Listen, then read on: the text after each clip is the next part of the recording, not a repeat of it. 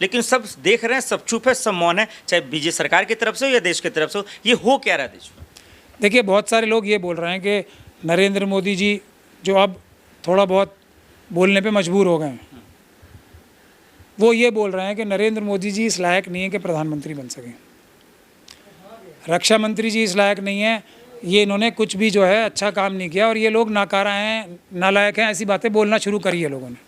मेरा मानना ये है ही नहीं। मेरा मानना ये है कि अडानी साहब को बचाने के लिए जो फैक्टर्स हैं ना, इनको पूरा आप मिला के देखो तो क्या है। ये तो जो मोदी जी का ओरिजिनल प्लान होगा, जो लगता है हालात के हिसाब से, वो ये होगा कि आतंकवादी घटना तो उनको हो गई, तो मोदी जी ने कहा भाई आपदा आ गई, इस अवसर का तो मुझे बहुत दिन से तलाश थी, अब मैं एक सर्जिकल स्ट्राइक कराऊंगा और अपनी छवि को ऊपर करूंगा। मैं ये भी नहीं देखूंगा कि मैंने फ़ौज को टाइम भी दिया है तैयारी करने का, नहीं, मुझे अपनी इमेज ऊपर करनी है ना। दूसरा, ये इमेज ही इमेज का काम है और उसके बाद जो बाहर से मुझ पर दबाव आएंगे वो आएंगे ही। उन्हें तो स्थिति पता ही होगी ना, प्रधानमंत्री देश के हैं, तो मैं तुरंत मान जाऊंगा और 1-2-3 दिन में तो ज़्यादा कुछ हुआ भी नहीं होगा, तो बल मामला बराबर हो जाएगा। यहाँ आके मैं पूरा डंका बजा दूंगा, मैंने पाकिस्तान को हरा दिया, मैंने ये कर दिया, वो कर दिया, ये कर दिया, मैंने, फ़ौज ने नहीं, फ़ौज का कोई नाम नहीं लेंगे कहीं वो। तो अब इसमें सबसे बड़ी जो वो हो गई ना, जो मोदी जी के साथ एक मैं कहूँ हादसा हो गया। हमारी फ़ौज ने बगैर तैयारी के, और ये मोदी जी का बताने का काम था कि चाइना तुम्हें मिलेगा वहाँ पे, बताया किसी हमारे डिफेंस मिनिस्टर ने, ये जो अपने आप को लाल रंग की टाई बना के सुपर जासूस बने फिरते हैं डोभाल साहब, ये बताया कि वहाँ सिर्फ पाकिस्तान की फ़ौज नहीं मिलेगी, चाइना भी मिलेगी वहाँ पे। तो ये सब उन्होंने सोचा होगा कि भाई हम क्यों बताएं इनको, फ़ौज वाले कहेंगे फिर हमें और तैयारी करनी है, चाइना से भी निपटना है। तो ये सब चीज़ें छुपाई, मेरा ये इल्ज़ाम है, और ये कोई पॉलिटिकल पार्टी का व्यक्ति नहीं बोलेगा। सेना से ये बात छुपाई, हमारी रॉ ने बताई होगी ज़रूर, सेना को ये बातें पता नहीं होने दी कि वहाँ पाकिस्तान से मुकाबला नहीं होगा, पाकिस्तान और चाइना दोनों से मुकाबला होगा। लेकिन अब मोदी जी के साथ जो गड़बड़ हो गई वो ये हो गई कि फ़ौज हमारी इतनी बहादुर और इतनी होशियार थी, जो अब CDS साहब ने भी बताया, एकदम जो उन्हें धक्का लगा ना, उसको भी वो जब्त कर गए, झेल गए, और उन्होंने वापस हमला करके उस मिशन को पूरा कर लिया। और पूरा करने के बाद जो असली मिशन था ना कि अब के बाद आतंकवाद कभी नहीं होगा, उसको पूरा करने के मुहाने पे खड़े थे। मतलब हो ही जाता अगर उनको एक दिन और मिल जाता। अब मोदी जी को तो पहले से ही ये था ना कि एक दिखाना है, आतंकवाद ख़त्म नहीं करना, ये दिखाना है कि मैंने ख़त्म कर दिया, करना कोई काम नहीं है, ना 2 करोड़ नौकरियां देनी है, उसी के कॉन्टेक्स्ट में है ये, ना 15 लाख देने हैं, ना कोई काम करना है।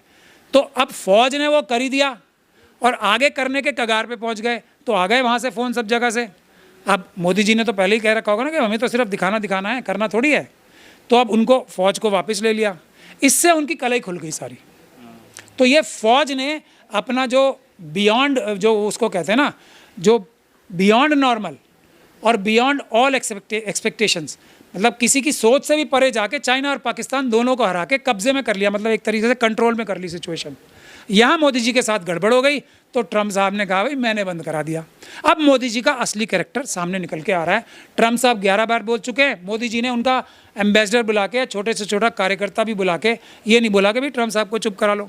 दूसरे शशि थरूर साहब, जो सबसे घटिया आदमी हो सकते थे, ये जो मैं ये कह रहा हूँ, ये एक तो सलमान खुर्शीद साहब और एक शशि थरूर साहब, इन दोनों को भेज दिया, वो जाके मोदी जी के गुणगान कर रहे हैं और फ़ौज को और कमज़ोर दिखा रहे हैं कि आज से पहले फ़ौज ने कभी सर्जिकल स्ट्राइक ही नहीं की। ये सब जो हो रहा है ना, इस सब में फ़ौज ने जो कारनामे कर दिए वो मोदी जी ने भी एक्सपेक्ट नहीं किया था।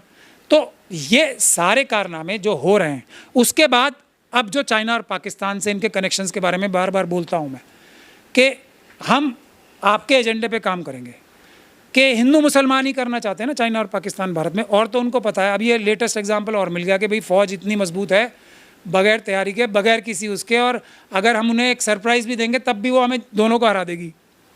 तो फ़ौज को चाइना की और पाकिस्तान की एस्टेब्लिशमेंट को ये पता है, जब तक हिंदू मुसलमान नहीं होगा भारत देश से वो पार नहीं पा सकते, क्योंकि बाबा साहब का संविधान है और देश के लोग हैं, अम्बेडकरवादी भारत में रहते हैं। तो इसलिए अब जो उनका एजेंडा था वो अधूरा रह गया ना पाकिस्तान और चाइना का, जो आरएसएस और बीजेपी का भी एजेंडा अधूरा रह गया, क्या? हिंदू मुसलमान करो आगे।